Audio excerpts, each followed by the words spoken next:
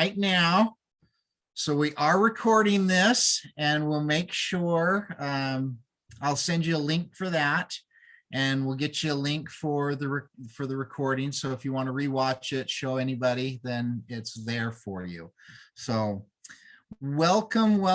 We appreciate everybody joining us. I have to disclose, it seems like we're all in different locations. I'm down here in St. George today. Jen's in Provo Orem, and John's in Layton, right? Yes. So Yep. we're all over, and we want to thank you all for joining us today. We do have another second part of this, which if you saw on the flyer, we're going to do entering into effective conversations that we're doing on the 25th. So we will let you know and get you information on that to have you join us. Please feel free to participate on the chat if you have questions. I didn't ask, Jen, do you want them just piping in, or is it going to be the chat easiest? You know what? Piping in will be great. Raising their hands. There's a lot of options. So Okay. the chat is good. The chat's always good. I know she's got her chat box open, so we're ready. I to have go. my chat box open and I stay aware of it. And so I try to answer those questions as well. And there'll be times that we'll ask some questions and you can ask that in the chat as well. We'll try to specify which ones. So Well, let's get started. And again, at the end, I'll go over what we need to do for the CE for everybody and the new people that just joined. And we'll go from there. Go ahead, Jen. that sounds good. I'm excited to be with you guys again. So maybe this is your first time to one of the PCBH presentations, or maybe you've been here before and you've had to listen to me before. So I'm glad to see you again. I brought my business partner with me, Dr. John Robbins, and we're excited to be with you guys. So this one is Self of the Therapist, and it's self-reflection and understanding of suicide and grief. And so we're going to ask you guys to participate throughout. And like Michael said, use the chat, raise your hand on the little screens. And yeah, so inclined, pipe on in. And if anybody wants to get their cameras on, that would be awesome. We'd love to see your faces. So and I'm moving to the next slide and making sure that works right there. So I'll let you do this one, John. Sure. And welcome y'all. I don't know if y'all, if anyone's been to something Jennifer and I have done, but one of the things that we really ask participants to do is be self-reflective. And it's kind of a theme throughout any presentation we do is what do you bring into a session? What do you bring into a counseling room? And so because of that, we kind of offer our own ideas about what we've reflected on. And one of our disclaimers is to say that, our reflections are ours and we don't necessarily think they have to be yours. But one thing we would want you to do is if we say something during this presentation that doesn't feel right or doesn't sit right, or you absolutely disagree with, what we want you to do is really reflect on what are the things that drive you to not agree with it, and what are the values or the beliefs or whatever that you hold.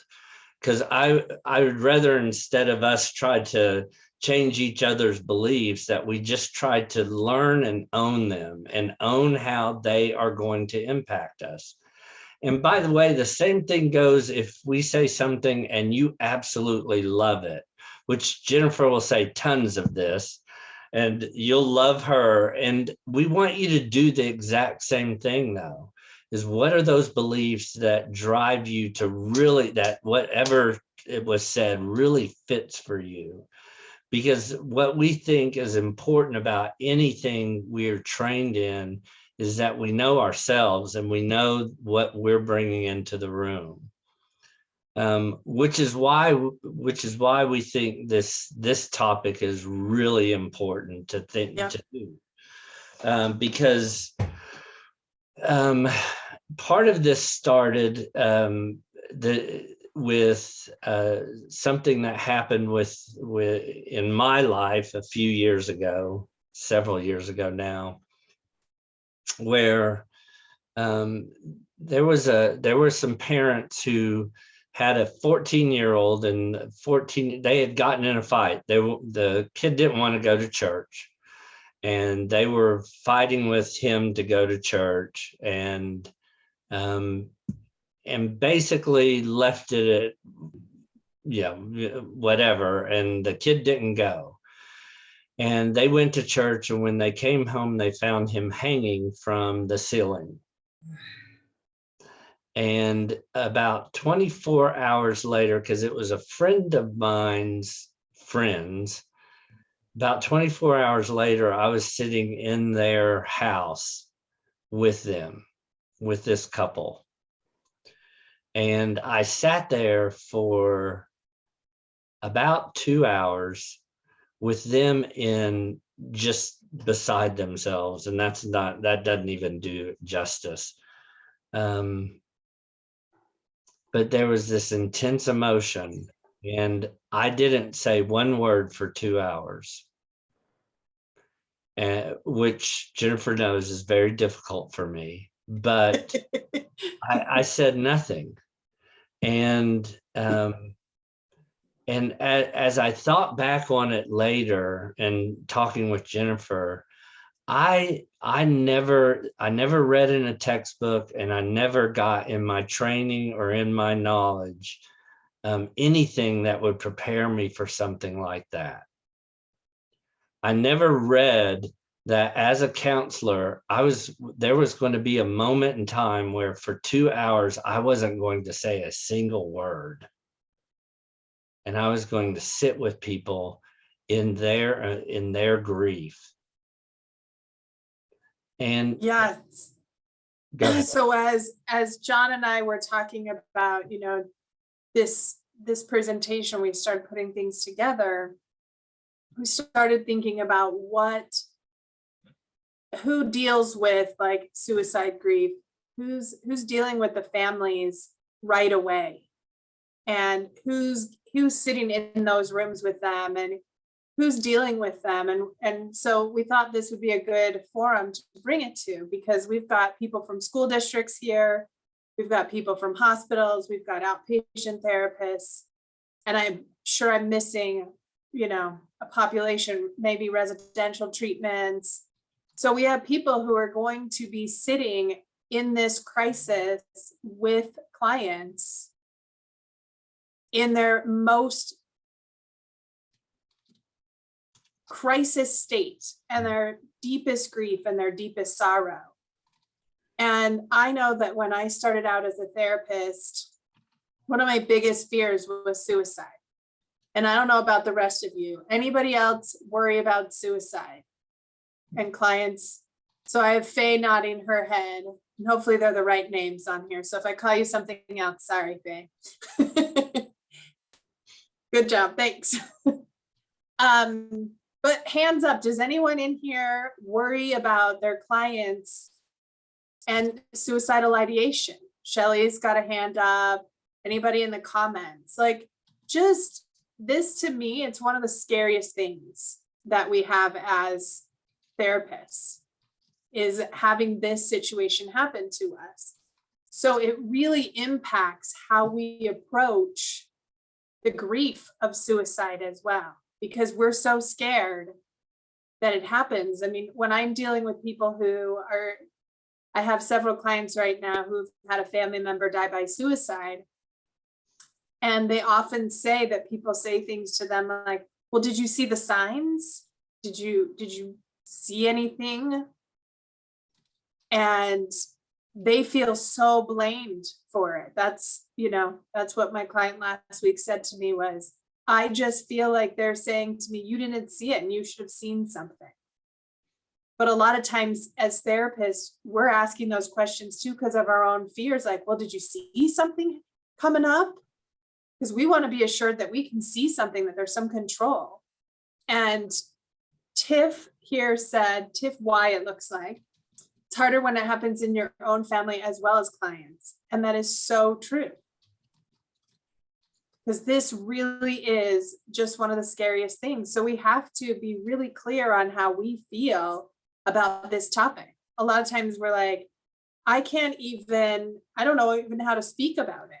I was talking to somebody that's not a therapist that's in HR, and he said, we prescribe, and he's like, I've been told otherwise, but I still sometimes feel like, well, if I bring up suicide, that is going to make the risk go up.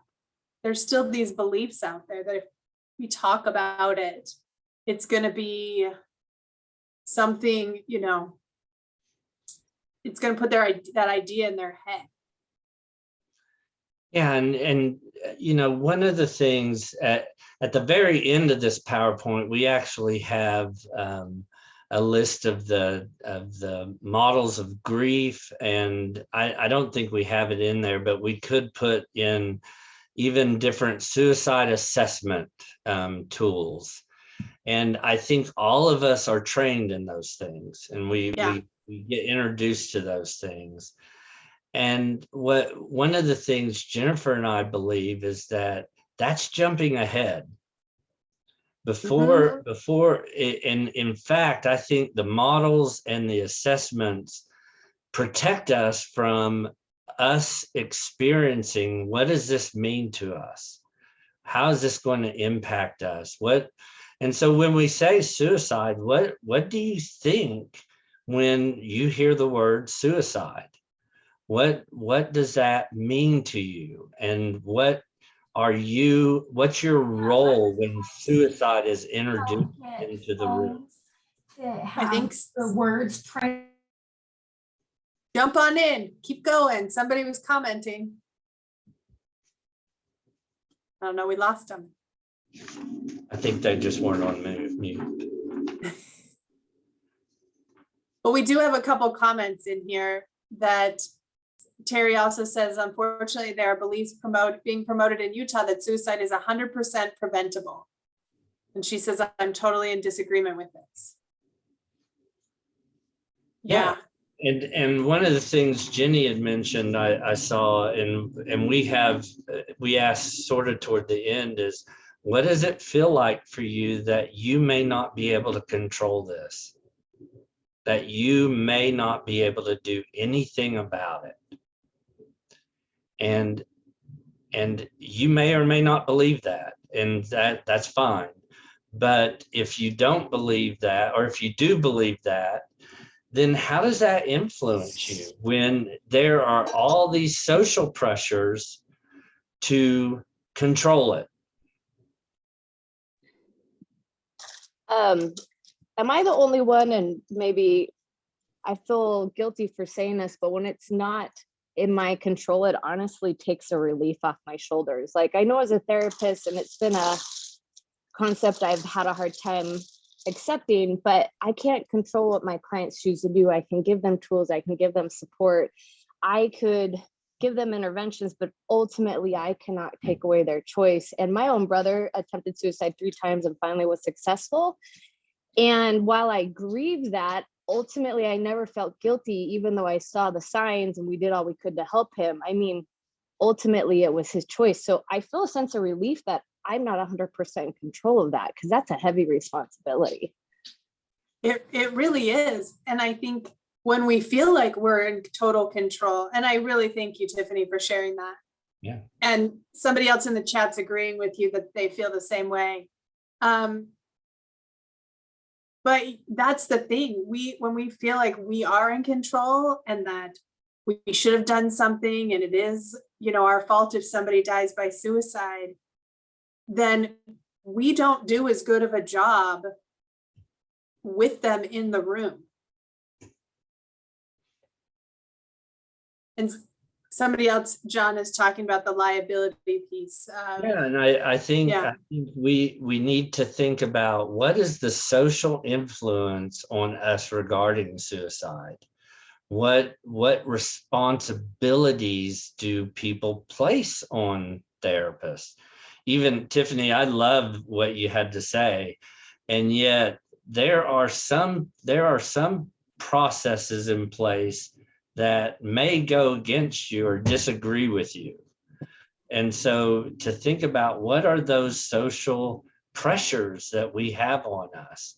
And then what does that do when you think about them? When you think about liability, when you think about when somebody says they're suicidal, the immediate reaction of their friends is you need to see a counselor, which is this implied, then it's our responsibility. What does it say that we have to have 2 hours of suicide training required when we don't have to have 2 hours of domestic violence or 2 hours of depression or 2 hours of anything else but suicide and ethics? But 2 hours of suicide, we are required by the state to keep your license. And what does that say? And what is the influence that we have to fix it? That's my concern. I'm the one that made that comment about the liability because we are required to do this assessment, write a safety plan, where I feel sometimes that that's not the right time to do that. But at the same time, we're liable if something terrible happens like that. And so that's my concern because it feels very impersonal when I am like, well, let's pull out the safety plan when sometimes they've seen it before. I mean, I had a conversation with a client last night where she's like, I have a safety plan. It doesn't work. Right. It's not helpful. And so we talked about it. You know, we didn't write it down and put it on the refrigerator. But I think that's that's like the conflict I deal with, is because we're required to do the assessment. We're required to write the safety plan. We're required to give them the number for the crisis hotline. But then are we really helping the client? Or are we just doing what we're supposed to be doing? Right. And we've got Stanislav, you said we need to be ready to do our part in assessing and hopefully preventing suicide. Correct. And we need to sit with our clients in their pain. So it's figuring out how to do both of those things. And Joyce, yeah, sometimes the process is the problem. Sometimes we rely too much on the assessments that we don't sit and validate the pain that they're feeling and work through the pain. Instead, we get out the assessment and we hide behind that assessment. And so that's really what we're talking about. It's how do we sit with people in these deep emotions? And because these aren't but things, this is an and follow through on the process and do it in a way that allows us to sit with them. And I think to Sarah's point, what I think you're going to hear from us here in a few minutes is that we can assess in a different way. Yeah. And that if I can get out of my own way of my own anxiety rising, and I start going, is there a plan? Do you have a means? Do you, and do this boom, boom, boom, boom, where it's a total disconnect to the client. If I can get out of the way of that and manage my own stuff, knowing that there's these things that I have to do, how can I do an assessment that is connecting? How can I ask questions that connect with people? And that we talk about, it's kind of a pet peeve of mine, but we talk about meeting people where they are. And yet when they say they're suicidal, we don't meet them where they are. We go directly to our list of things and become kind of this, maybe not robotic, but we're doing this checklist of things. And how do we do something different? And how do we ask different questions that can still give us the information that we need? It's kind of Just gonna jumping make ahead a there. comment. I work in the emergency department, and it's extremely stressful because, everywhere you go, it says, if you're in danger, go to the emergency department. Mhm. Right? Like, we're supposed to be the ones who can do emotional CPR, and we're Mhm. supposed to be the ones who can save you. And that we're supposed to have all these resources and can whisk you away into a psych unit where you can be safe, and that somehow we're going to have something valuable to offer. And I feel like it's very overpromised and under-delivered, because there's not a whole lot you can do besides sit with them and try to help them, the same way you would in outpatient therapy. But it is tricky when you do have to take away somebody's rights, as far as like putting them on an involuntary hold. And especially when they don't have insurance, and one of the reasons for being suicidal is money. And suddenly you're like, oh, you're not gonna be able to go to work tomorrow because you're gonna be here and you're gonna have a huge bill. So it's like to keep you alive for the next 3 days. And then Right. you may or may not follow through anyway when you get out. So I don't know, it's extremely, extremely hard. But one of the things that I really try to do with my clients is, try to help them explore why suicide is their best option, and try to see why is that on sale this week? Like, why is that the best option right now for you? Instead of, well, you can't kill yourself. Like, okay, well, let's look at other, because, ultimately they can if they really want to. Mhm. And if you get in the way, you get in a power struggle with them, and then you're not going to try to be where they're at. But And- it's really stressful. Yeah, and Carolyn, I think that's exactly why we do these trainings. Is you just showed an awareness of the system that you're in and the pressures and what you're being asked to do from society and from probably even the system within, and how you then how you manage those pressures when you're sitting in front of someone. Let me go back real quick to Terry and the grief, and sitting there for 2 hours. My social side is, and I think we've all seen this, where people say things to people in grief that aren't helpful at all. They're in a better place now, and those kinds of things. And I'm saying those things to people to make myself feel better, because my anxiety's through the roof. If I'm not paying attention, my anxiety will go through the roof. With a friend of mine whose kid had died or something. And so I just am saying stuff to lower my anxiety. And so I had to pay attention to that with this couple, because trust me, I wanted to say a million things because I was like, oh my God, how do I take this away from them? How do I fix this? How do I fix it? How do I make it better? How do I make it go away? And the same thing for me early on. It's not as much anymore, but early on, when suicide came up, those same things happened for me. How do I fix this? How do I make it better? How do I make it go away? How do I stop it?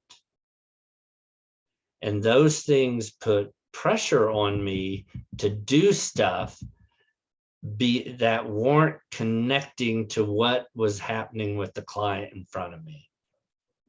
It was my agenda. It wasn't theirs any longer.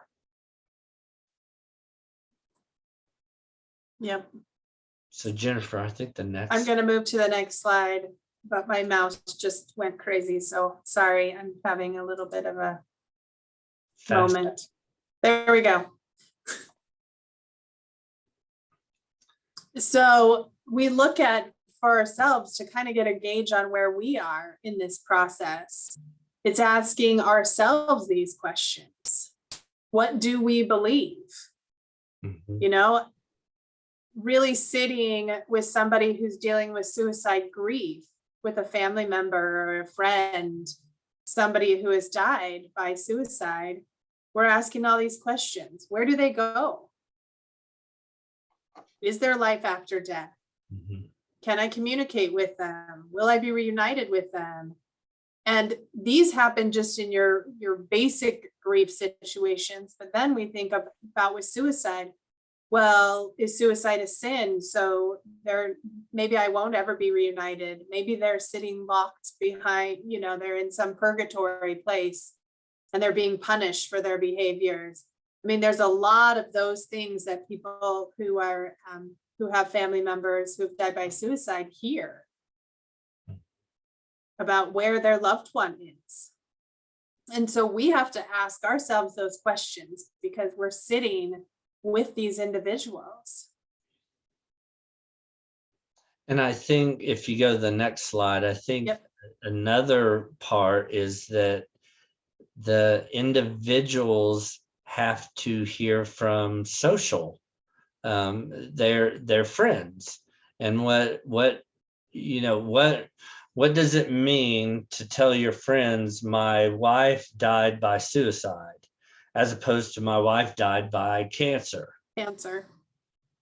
And the judgments and the concerns and the messages that are given to someone that has had a family member that has died by suicide. Yeah, Shauna, you made a comment in there and it says, my best friend died and I was told by religious leaders around me that it was a sin and I will never see him again because he went to hell. Like, those are the messages that we hear surrounding suicide. And we really have to ask ourselves, are we believing those things? And I've done deep dives into some religious doctrine around suicide and found things that actually counteract this "it was a sin" kind of concept as well from people from religious leaders. So there's these, double messages sometimes that we receive, and this idea that they're going to hell and it's all over for them. It impacts how they deal with their grief. And also you look at that and so if my best friend's in hell and I'll never see them again, or my spouse is, I'll never see him, why would I want to live here any longer? What's my purpose? And so then we find out that the people around those who are impacted by suicide, they're at high risk for suicide as well. So now you've got somebody who's grieving who also is at high risk for suicide, statistically. And Jennifer, I think going back to your existential question, just to hit on, and you don't have to go back, but Okay. hit on the idea of how do we answer these questions for ourselves? Yes. Because after Terry, somehow people learned that I did this with this couple. And so I've been in the Layton Ogden area. If a child unexpectedly dies, I'm somehow getting called in. And I've had parents that are really struggling with their kid is just going to hell. And because that's the belief system that they're in. And the real struggle about what do I do? And what do I, and then it becomes this idea of a battle between loving their kid and the religion and believing who wants to believe that their kid's going to hell? Right. Yeah. And there's some comments about this, we can't judge them because we don't know what's going on. And yes, somebody above that said, let's hope that these people in these helping positions, we don't push our beliefs, no matter what they are, and the people we're talking to.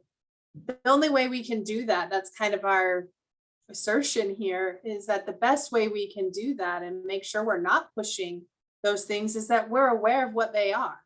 Yeah. That's why we're saying be self-reflective and think about what, you know, what you do believe and what you think, because sometimes those things inadvertently come out as a well-meaning comment.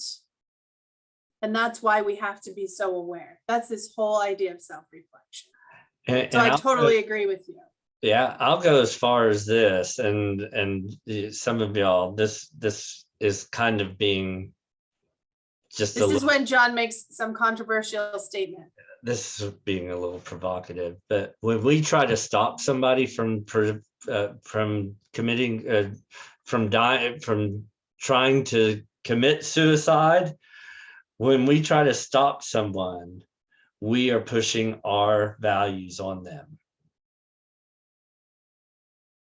I mean, it's recognizing your beliefs, and that it's intentionally or purposefully using them in the room. Because I think we do push our values on people, and we do bring our values into the room. And so it's a matter of when do I pay attention to my values and leave them, you know, sitting next to me, and when do they start controlling or directing what I am doing in session? Yeah, and that's not to say that we don't think, I mean, it's very important to try to prevent suicide, but we also need to understand that we can't control all of that. Right. So it's a really hard thing for a lot of us as we sit with these people. And I will say there's been a couple of statements of committed, and it's just my thing is, and what our suicide task force in Utah have asked us to do is to make sure that we're using proper terminology, because committed in and of itself implies committed a crime or a sin. And the reason that committed suicide is one of those statements that comes up so easily, comes out of our mouth so clearly, is because we have been socialized to say those two words together versus died by suicide, or, you know, completed suicide or something like that. It takes some of the judgment out of it as well. So it's just one of those. Because we don't commit cancer. Yeah, we don't commit cancer. So I think that it's an important distinction to understand the social position of that we have taken for a long time regarding suicide. yep. And how that when we get in those bubbles, we're not paying attention to the idea of when we want to prevent someone from committing or from attempting suicide, when we want to prevent someone, which I believe is part of our role, we are making a judgment. We are taking a value and we're imposing it. And I think that that's something that is part of our role. And I think that that's something, but to understand that and to know that that is a value. I'd go as far to say, outside of suicide, when we are trying to get someone to change, that's our value. Just change, people changing. It's a value that we're imposing, where, you know, there's actually therapists and models of therapy that basically say, we don't think people should change. So I'm going to move us to this next slide, because this is about really, it is our role. Part of our role is to help people to move past the pain that they're feeling. And it's also, we're sitting with people that have experienced some family member or friend who has died by suicide. And so those are, you know, those are our roles. So, so one of the things that John and I, when we've talked about this topic, I was dealing with somebody who was really chronically suicidal. And family systems wise, like this was just their chronic suicidal ideation. And I didn't know what else to do with them. And so I started looking for alternative kind of assessment tools for them.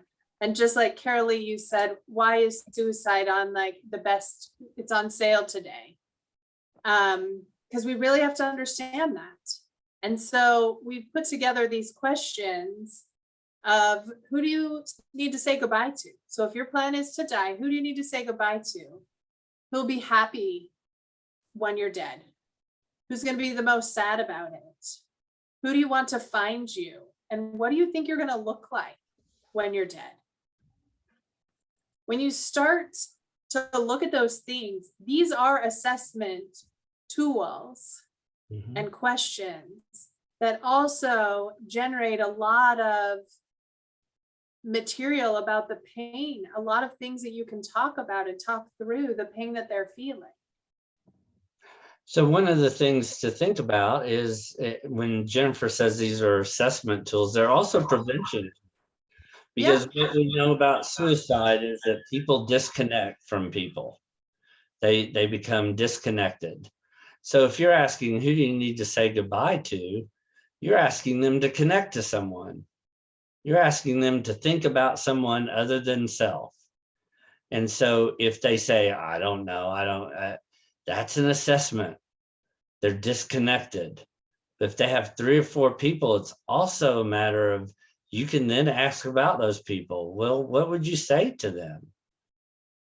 What would they say back? And now they're having conversations with people in your office that aren't there, but they're reconnecting to the world. And that becomes an assessment and a prevention tool. You know, I've asked, who do you think should speak at your funeral? And what do you want them to say about you? And it's not just to be ugly and mean. It's if we truly want to meet clients where they're at, they are suicidal. So let's talk about their experience. But let's broaden it to places that we can begin to understand. Are they disconnected? Do they have plans? And all of the things that we learn from the checklist, we can ask in ways that are connecting to a person. The person doesn't have to fight you about being suicidal.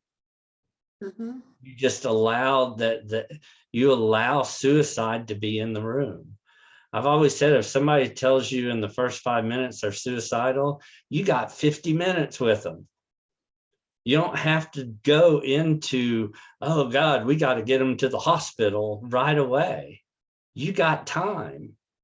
And so can you have a conversation, or does suicide take up so much space in your emotion and in your ideas of what I should do, that you're not able to sit and be interested in them and what got them there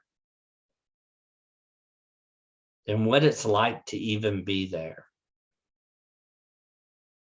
So, I mean, the real suggestion here is look at the tools that you have, those assessment tools, and add to it and get comfortable with having those difficult conversations about this topic that we are all uncomfortable around because of, as Sarah said, liability. Like, it makes us so nervous that somebody is going to do this, and then it's going to be our fault. And then how can we emotionally handle it? And we get into that place in our head and it starts spinning, and we don't think to ask these kinds of questions. And the person, when I asked this chronically suicidal person, I said, what are you going to look like when you're dead? And she said, I will look beautiful like an angel, and everyone will admire my beauty. And I said, well, that's so really what you want is you want everybody to see how beautiful you are. And let's talk through that. And then let's talk through how will you really look? Are you going to accomplish that with this death and with people finding you? And how can you do this in a different manner? And so it's looking at it and really trying to understand where they're sitting at that moment. So Jenny, yeah, I would encourage you, try those questions out. They're really uncomfortable initially, but then it's amazing the information you get from them. And I think it is way more connecting to where they Yeah. are in their emotional state. And once you are asking those questions, you'll get a sense of how disconnected, how connected they are, how ambivalent they are to this, you know, and how much they can think in the future. Because asking who do you want to speak at your funeral and even having them start planning is a future thought. And if they can't do that, that's an assessment. You know, and so it's a matter of we're trained to be curious about suicide, but we're trained to be curious about about these kind of robotic things. And instead of trained to be, can you be curious about the emotion of suicide? Yeah. As well as for liability, do these other items. But It's not an either or. I think that's what I think the liability and the assessments protect us from having to experience the emotion of suicide in the room. Because I can stay very clinical with you and get the checklist done and an understanding, a cognitive understanding of where you are suicidally, but have I connected with you in the emotion of the room? And how much does that, and ask yourself, how much does that scare me to be in that much emotion in a room? And be okay with it. Can I make a comment? Yeah. No. In my former life as an outpatient therapist, I had a number of clients who completed suicides. And at the time, of course, it was, you know, it was overwhelming and sad, but particularly in two cases, this is kind of circling back to, I believe, Tiffany. I did everything. I engaged them in outpatient therapy. In one case, I had law enforcement remove guns from the house.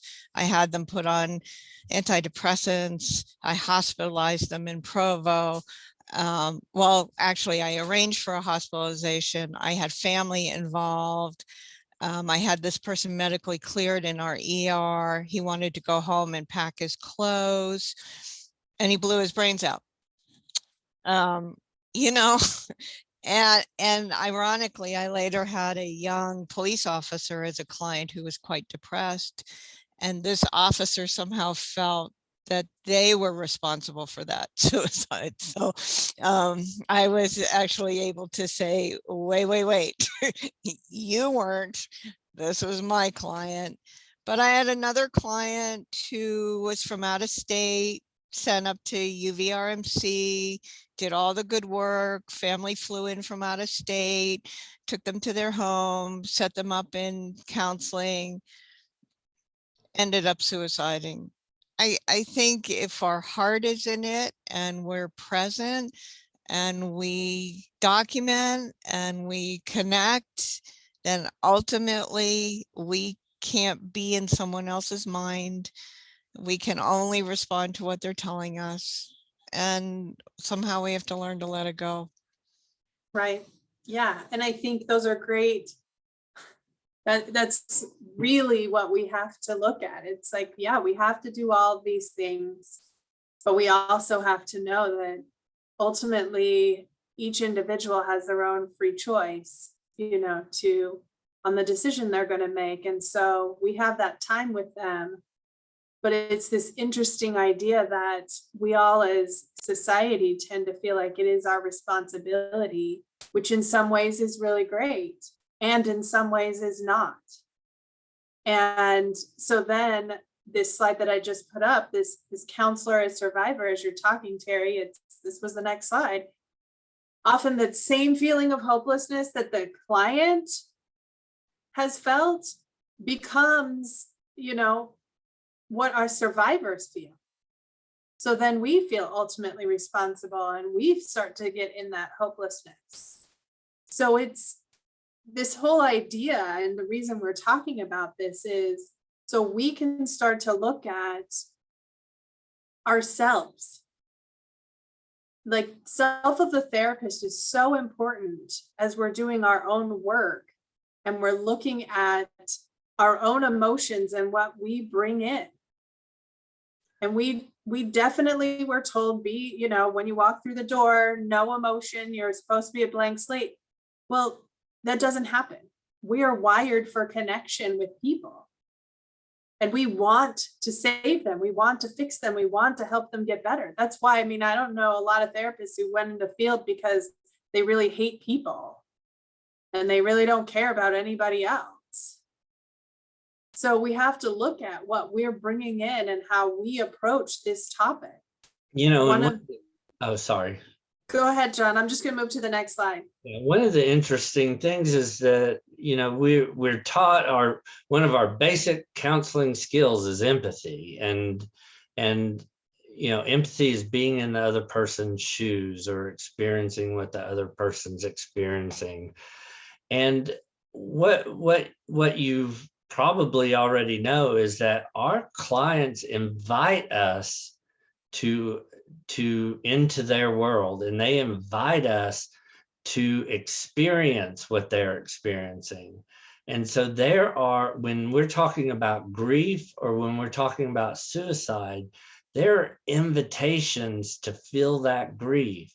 There's invitations to feel hopeless that our clients are offering us. And so one of the important pieces to know is that you are always being invited into that, and how to not accept that invitation of feeling hopeless. And one of the important pieces that Jennifer and I talk about is the common factors in helping people. And it's long story. This is a huge study, a meta-analysis that looked at all kinds of different models, all kinds of different presenting problems, all kinds of different residential, outpatient hospitals, all kinds of different contexts. And they looked for what are the common factors that created change in counseling. And they found these 4 and they weighted them. And so one of the things, I won't go through all of it because y'all can see it, but extra therapeutic factors are really what the client brings into the room. And that's the biggest piece that creates change. And so 40% of what they found change happening, we don't have anything to do with. Which may be humbling. It may be, I don't know what it may be for people, but they found this. And by the way, this has been repeated, and they did this with thousands of studies. But one of the ones that I think we try to highlight when we're talking about grief and suicide is this hope and expectancy. If we're being invited into losing hope, then how do you maintain hope? How do you hold on for yourself and be relentless about knowing that things can be better? And not accepting the invitations, and basically, how do you hold on to hope in the face of devastation? And that becomes a really critical piece as a clinician to think about for yourself. And that's why at the very beginning, when we talk about, we think it's jumping ahead to learn all these different models and stuff. It's how do I hold on to hope when I am sitting in a room that is devastated and inviting me into being that. So, and I know, John, we have just a few minutes left. Of course, because we have a million more things to say. I know. But I'm going to, I mean, let me run through this next slide. It's becoming, comfortable with uncertainty. Recognizing how you can, I think this is the big question. It's what gets in the way of you getting and developing a genuine relationship with your client. And so, like Sarah, your example of last night and sitting with the client and talking through while also doing the assessment and, trying to figure out how to do all that. I think it's sitting for yourself and looking, what is getting in the way? What about my beliefs or my fears or my own personal losses that gets in the way? And how do I then learn how to use those things in the room to help versus to get in the way? And John stated earlier, like, how do we get out of our own way? And what is my role? And first and foremost, I think our role is to create connection. We can always be, social control agents. If the person's in the room and I think they're suicidal, I know that I'm not going to let them leave the room. Mm-hmm. But that doesn't mean I have to go into social control right away. It's how can I create connection and be human and allow the emotion to be in the room? With the whole time knowing that at any point I can say, would you like to call someone to take you to the hospital, or would we want to call the police, or how we want to do this? I can always. Because Carol Lee's waiting. Yes, because Carol Lee is sitting there waiting with the list of questions. But yeah, at that point, I mean, that's what our acute hospitals are for, is to, help us have those times to take the control away and to step in. But yeah, go ahead, John. One other thing Harry Aponte talks about, and he is the self of the therapist kind of guru. He talks about, what are your signature themes that drive you as a counselor, and we won't go through them much, but he talks about, do you have a need to save people? And if you have this need to save people, then that's going to drive what you do as a therapist. Do you have to be important in the process?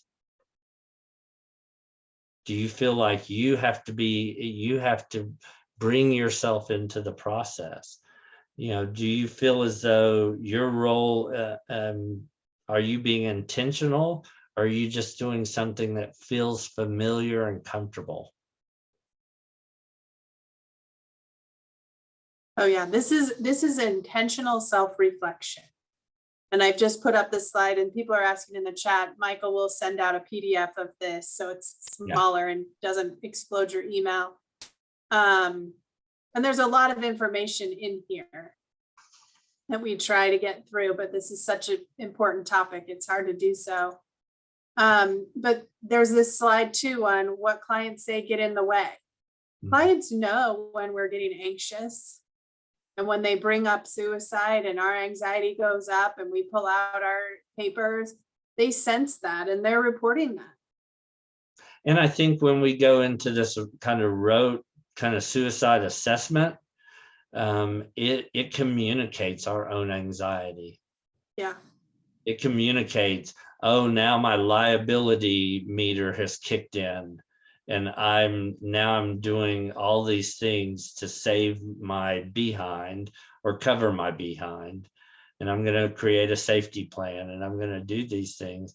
And it can communicate anxiety. And so we're not suggesting not to do those things, but to pair them, you know, with these other discussions where you are connecting with them and encouraging that connection. They really, the majority of the time when somebody wants to die, it's because they want to get out of their pain that they're feeling.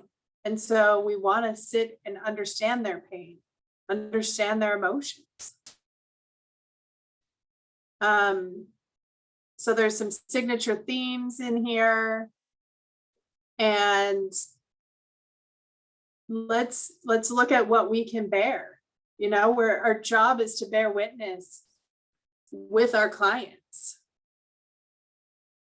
I mean, I like this idea of you're bearing witness because you're standing with the person and you're sitting with them in their pain. And it allows them permission, you know, to face the pain that they're feeling, and knowing that another person can also sit with them in that. It allows them to look at it, because a lot of times we just feel like if we feel our emotions, it's going to take over. It's out of control and it's all going to hit the fan, and we're not going to be able to know what to do with all of that emotion. And so we just keep shoving it down. And so as therapists, as, you know, school counselors, as people, crisis workers, you know, we're sitting with people all the time in their worst moments. And so it's helping us, like for us, we've got to sit, what can we bear? What can we sit with them at? And how can we get really comfortable with those really uncertain moments, those really uncomfortable conversations? So. And again, it goes back, we have a lot of information toward the end. What our hope is in doing this presentation is that it begins to get you into a self-reflective habit, where you can take this information and pay attention to, can I be in a sacred and emotionally rich space with people? Instead of thinking of emotion as good or bad, and the bad we try to get rid of, can I lean in and be interested and curious about all of it? Yeah. I know we're over, and Michael needs to give you some information so that you can get your CEUs. There's a question in the chat that I'm going to do my best to answer for you, Vicki, in, you know, a very quick response. But Michael, I'll turn it over to you to give them their instructions, because I know this is a lot of people's their lunch hour. So.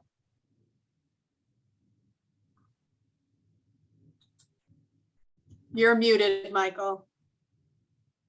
The number one phrase said in 2020. Yeah. Let me get this to the right screen where. Oh, and I lost my chat box. I'm sorry, Vicki. Vicki asked, just wondering, how do you help someone to get help or counseling? Any suggestions? And my answer was going to be sit with them and ask them why they don't want to get counseling, or why they don't want to get help, and what do they believe is the way that you do get help or don't get help. Is that showing? No, your email is showing, Michael. Now is it showing? Nope. It's not. Oh, There you go. there you are. Okay. Grief. Oh. 111. Okay. So if you're looking for CE credit, I will send you an evaluation. Actually, I've got it. I'm going to post the link here in the chat box. You can see I'm copying it. There's the link for the evaluation form, and you will be asked a code word. There's your code word. If you have any questions, you can email me.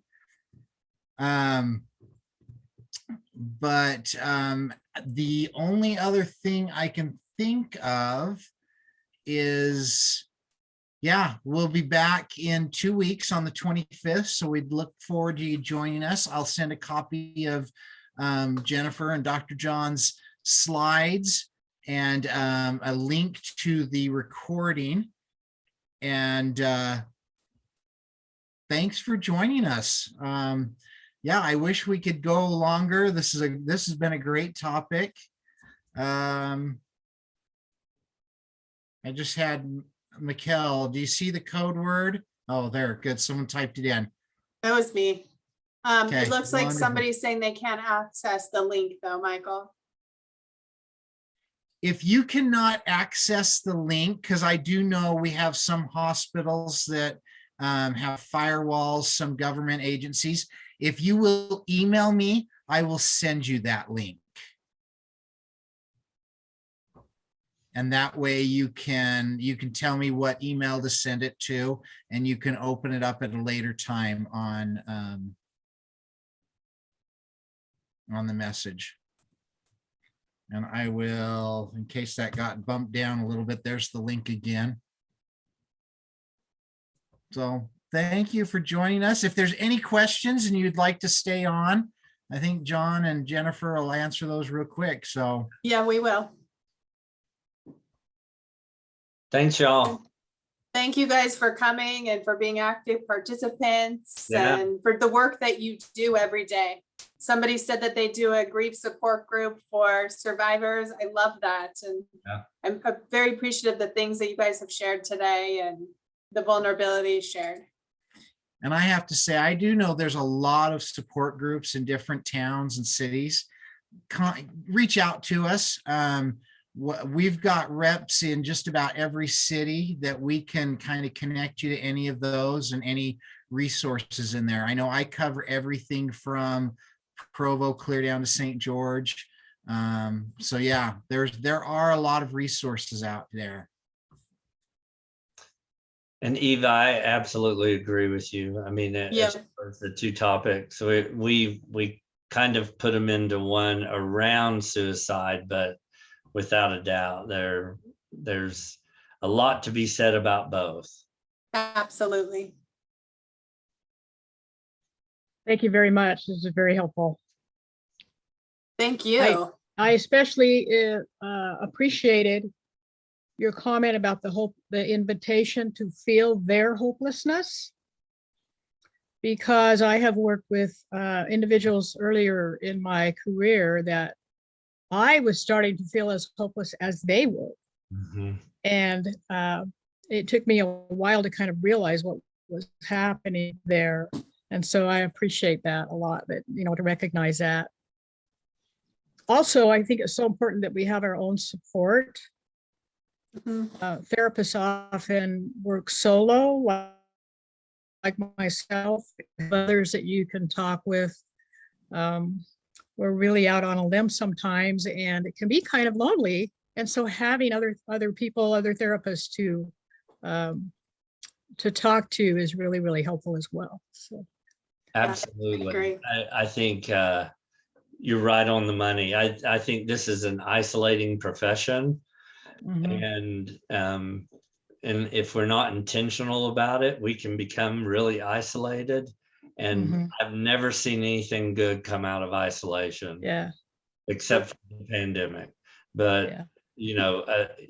ethical mistakes are made in isolation oftentimes.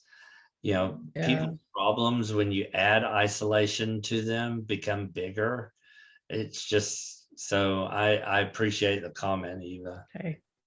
We're also not the best at allowing our own vulnerabilities sometimes. Yeah, So, Yeah. Anyway, I've got to run, but thank you so much. thank Thank you. you. Okay. You.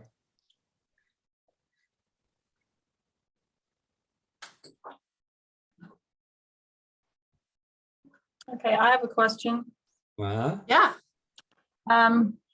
It seems, I'm a school counselor, and it seems that it's much easier to deal with my students than it is my own child in this. And I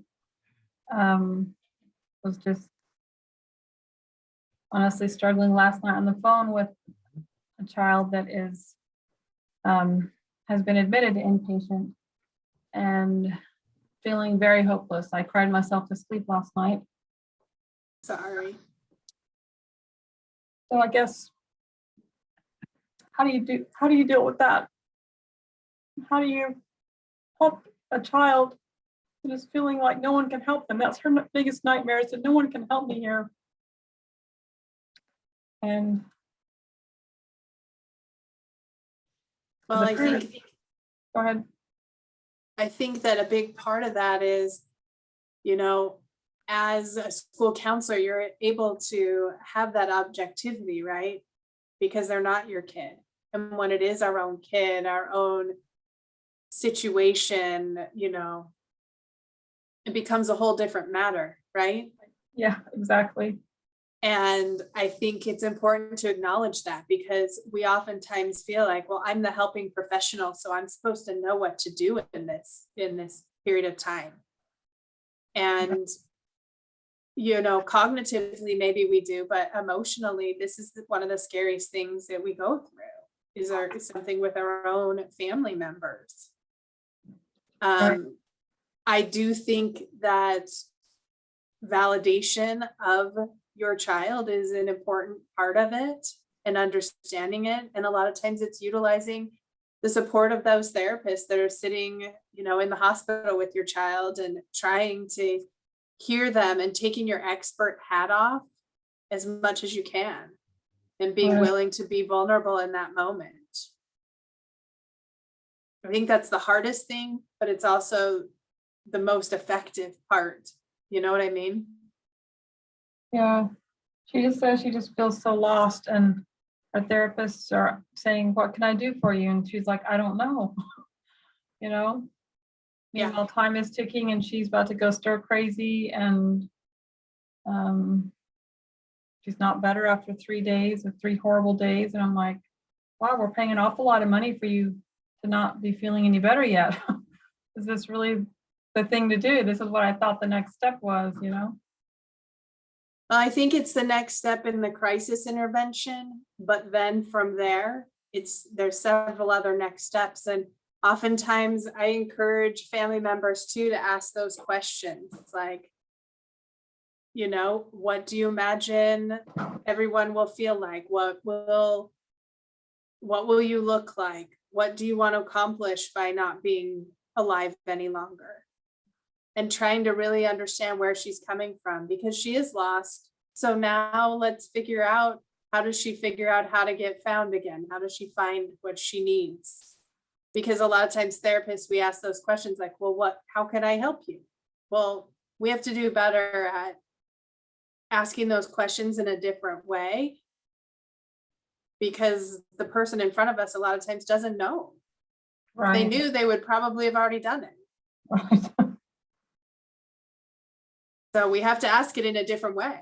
What would life look like if you weren't lost? Yeah. You know, and for me, as I think I think it's asking around, finding you, because for you, it's not going to be you that saves your child. Right. I think you can take some steps to find someone that knows what the hell they're doing, quite honestly. Right.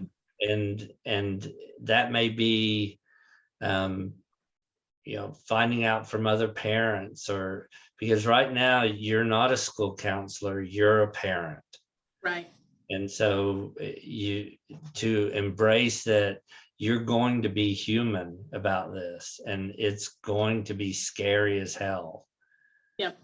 And so ask other parents, ask whoever you know that has been in this and is out of it, what helped and who helped, and find those people to have in front of your child. And I agree with Jennifer, you know, not to make light of it, my wife's a marriage and family therapist. I'm a marriage and family therapist, and we get in fights and silly fights. And we know what the hell we're doing, and we know what we're fighting about, but we're not therapists at the time. We're spouses, and it's a matter of allowing yourself to be human and be a mom or be a parent and find someone that knows what the hell they're doing to be in front of your kid.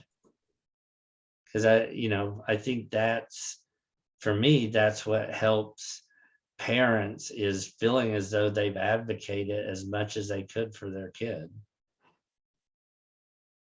I agree. Right, I guess now it just feels like we don't have real options as far as being an inpatient, that whoever's the therapist there on call or working that day is the therapist. And feels like we're kind of at their mercy.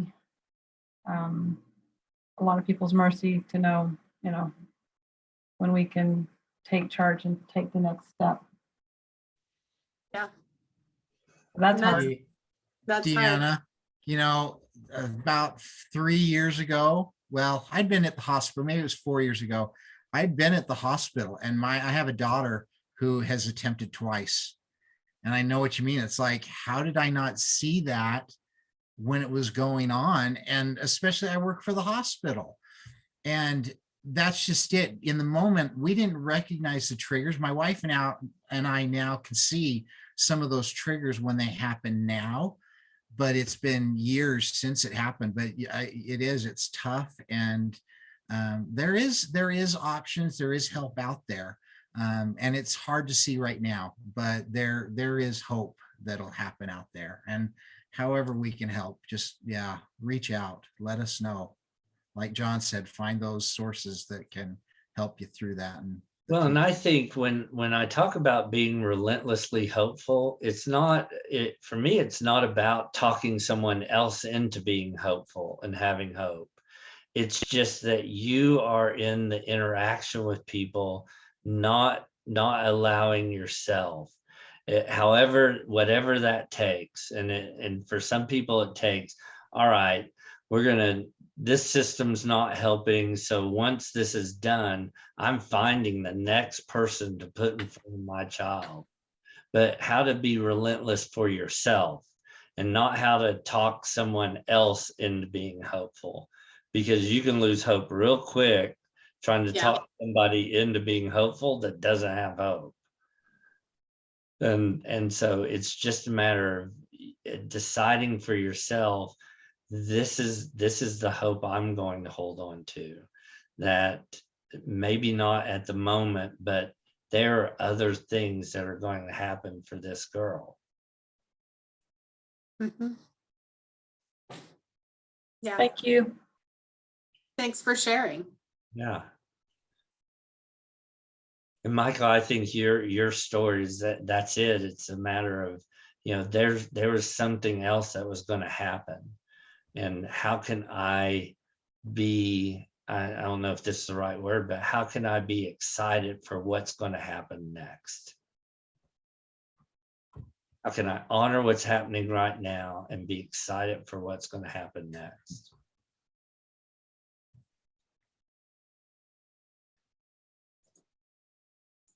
There's still a number of people on. I don't know if other people have questions. Did y'all step away and you're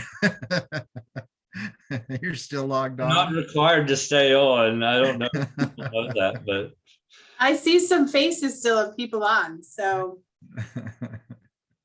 But yeah, there's, nothing else, but this has been a great, it's a really important topic. And so, yeah, someone said just listening and learning. Yep.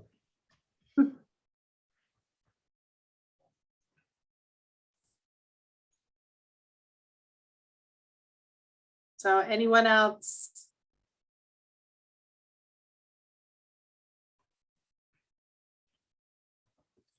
Other questions, comments, concerns?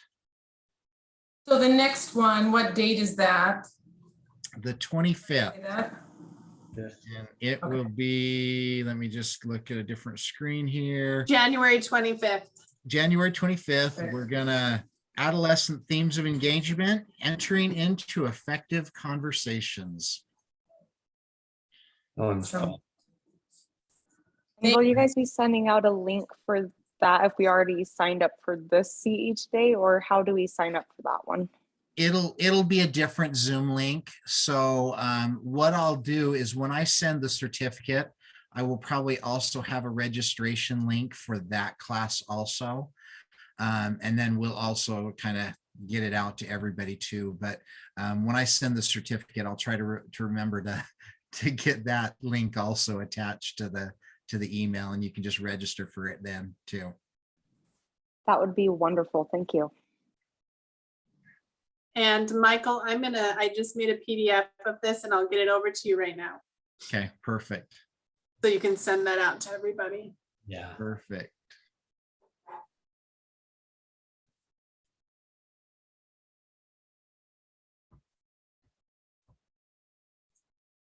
Hey, And the Provo administration, thank y'all for setting this up. yeah, thank you guys.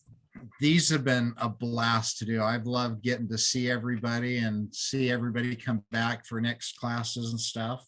And I get to sit in and listen to all of it. So that's even better. Just wait until you learn about how to talk to your adolescent. Mine are all gone. And I think it's easier as an adolescent than when they're married. I think it's harder. I think it's harder when they're married. We'll have to do one on that. On the Adult difference children, between, that would be amazing. Yes. Mhm. That would be because one. you don't have control over those adult children. No, Ah, you don't. and That's yet the they'll thing. Still are invite, parenting them in a lot of ways. and yet they'll invite you to that and then chop your legs off. When Uh-huh. You're competing with other parents. yes. Are they giving better advice than you? Murray Bowen, the founder basically of family therapy, said you don't marry a person, you marry a family. Mhm. And so when you bring two families together, you bring all of the rules, roles, and these two people have to negotiate them.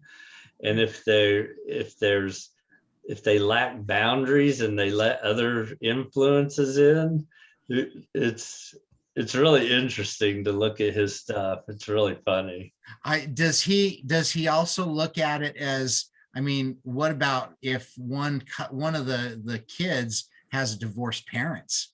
Oh, So it's not absolutely. even two families, it's three families now. Yeah. And there's even some issues in the two that, oh, it's, Yes. like I said, they're easier when they're little. Yeah. Says the person who's not in the throes of them being little. Right.